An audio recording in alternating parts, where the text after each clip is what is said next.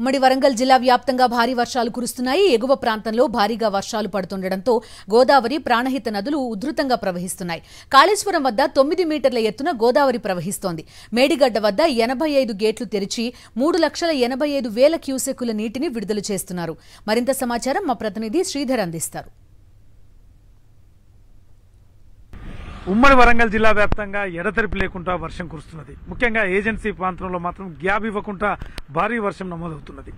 అయితే మహారాష్ట్రలోని ఎగువ ప్రాంతంలో కురుస్తున్న భారీ వర్షాలతో ప్రాణహితతో పాటు గోదావరి కూడా ఉప్పొంగి ప్రవహిస్తున్నది. కాళేశ్వరం దగ్గర మేడిగడ్డ బ్యారేజ్ దగ్గర దాదాపు 3,84,000 క్యూసెక్కులు 85 గేట్లు తీసివేసి కిందికి నీరు వదిలిపెడుతున్నారు. అదేవిధంగా కాళేశ్వరం దగ్గర దాదాపు 9 మీటర్ల ఎత్తున కూడా గోదావరి ప్రవహిస్తుందని చెప్తున్నారు. అయితే ఏదైతే ముందస్తు నేషనల్ సేఫ్టీ డ్యామ్ అథారిటీ సంబంధించిన వాళ్ళు ఎవరైతే చెప్పారో మేడిగడ్డ సంబంధించి 7వ బ్లాక్ లో దాదాపు 3 పిల్లర్లు కుంగిన నేపథ్యంలో ఎక్కువ నీటిని ఎక్కడ కూడా ఆపకుండా వదిలేస్తేనే దానికి సేఫ్టీ ఉంటుందని చెప్పిన భావంతో 85 గేట్లు తీసి ఎప్పటికప్పుడు నీరు కిందికి వదిలిపెడుతున్నారు. కాబట్టి డ్యామ్కి వచ్చే నష్టమేం లేదని కూడా అధికారులు చెప్తున్నారు. ఒకవేళ ఎక్కువ గనక వాటర్ అదే గనక ఫ్లో గనక ఉన్నట్టయితే ఉంటే ఏమన్నా నష్టం జరిగే అవకాశం ఉంటుందనేది అప్పుడు వాటర్ పూర్తిగా తగ్గిపోయిన తర్వాత చూడొచ్చు అని చెప్తున్నారు. అయితే మొత్తానికి మేడిగడ్డ సంబంధించి 16 టీఎంసీల కెపాసిటీ కానీ 1 టీఎంసీ కూడా వాటర్ ఆపకుండా కేవలం ఎటువంటి వాటర్ ఆపకుండా కిందికి వదిలిపెడుతున్నట్టు ఎటువంటి ఇబ్బంది లేకపోవచ్చు అని చెప్తున్నారు. అయితే ఇప్పుడు మనం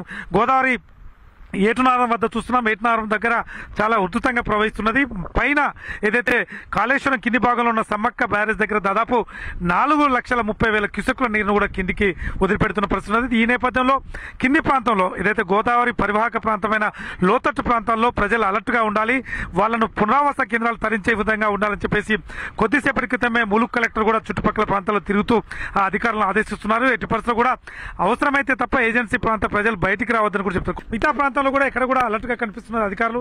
ఎక్కడ కూడా సిబ్బంది కానీ పోలీస్ శాఖ, రెవెన్యూ శాఖ, మున్సిపల్ శాఖ కూడా అధికారులు అలర్ట్ గా ఉండాలని కలెక్టర్ సూచిస్తున్నారు. ఎందుకంటే వర్షం దాదాపు ఇంకా 4-5 రోజుల పాటు ఉండే అవకాశం ఉంది. కాబట్టి మిగతా లోతట్టు ప్రాంతాల ప్రజలను కాపాడాల్సిన అవసరం ఉంది.